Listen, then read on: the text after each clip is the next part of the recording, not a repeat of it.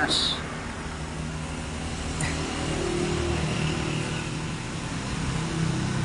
Minsan kasi parang talaga maganda.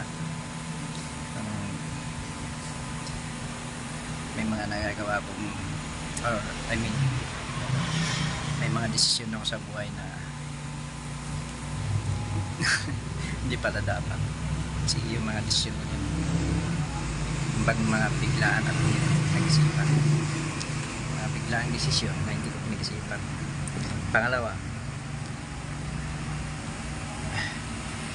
yun yung mga dumating sa akin na pangyayari, nagmahal ako, nasakta. Tapos ayun, binigay ko yung buhay ko kasi tumanda ako sa pamilyang iningatan.